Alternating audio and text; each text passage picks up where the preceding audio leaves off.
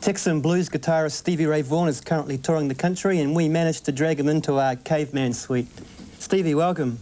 How you doing? All right. When I play your records, they're pretty smooth and they're kind of laid back.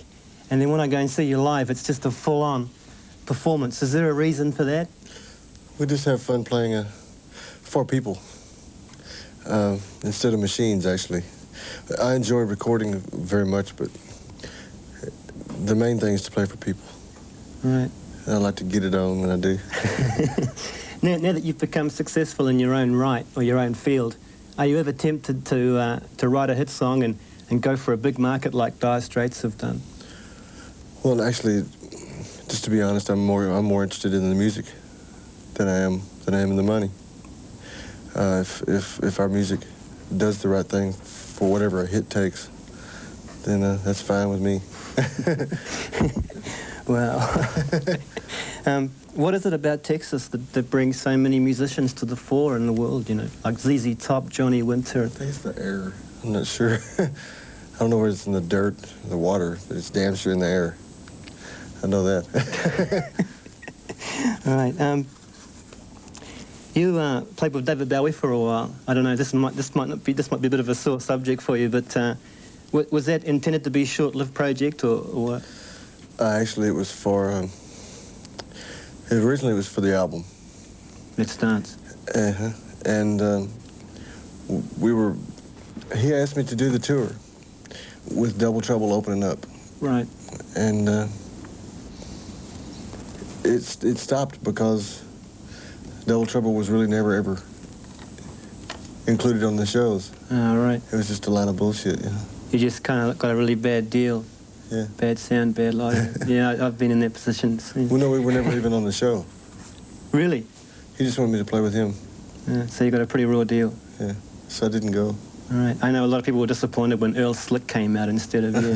I can remember that. Yeah. You must have quite a big guitar collection by now. I'm not sure how many I have, because I buy them and give them away. Yeah. That's the most fun part. But how many do you usually bring on stage, like, for one gig? I believe I've got about 10 or 11 with me now. 10 or 11? He must have some really busy roadie tuning up all the time out the back. He has fun, too. He starts the show off, actually. He plays flamenco guitar. Right. And starts off the show. Is he on this tour as well, before the Thunderbirds? Yes. Yeah. There's Rene Martinez. He's incredible. Right. Can you tell me a bit about the fabulous Thunderbirds? Sure. What you want to know? You tell me, you know. Well, of course, my big brother, Jimmy Vaughan, is the guitarist. Right. Preston Hubbard on bass, formerly from Roomful of Blues, the Finns. Frank Christina, also used to be with Roomful. He's on drums. Yeah. Kim Wilson. They're my favorite band, other than my own. I play with my band because they're my favorite, but but the Thunderbirds are. That's great. They're about as tough enough as it gets. Do you think video is very important in selling records or putting your music across? Yeah, it is. It's very important because people get the chance to visualize as well as listen. Right. You know. I asked you that because one of the most favourite videos in this country the last couple of years was Cold Shot, and we're going to play that. Bell. Where are you? Okay, well, thanks, Stevie, for coming in. Have a good tour. Thank you. Are you going to bring Lulu Bell back for any more videos? I'd love to. I'd love to. It's been too long since I've seen her. All right, well, I look forward to it. This part of the show is called The Hot List. It's where we get a top 5 listening from local and overseas musicians, and I'll just run through this. Great. Okay.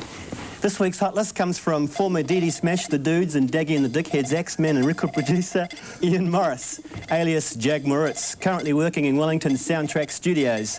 And it's a distinctly country lineup, apart from Jerry Lee Lewis, Somewhere Over the Rainbow, where Ian says the killer breathes life into an old chestnut.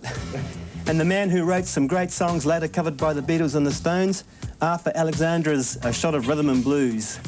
Anything by George Jones, the great country voice. And Ian says George would still break your heart if he sang Chitty Chitty Bang Bang.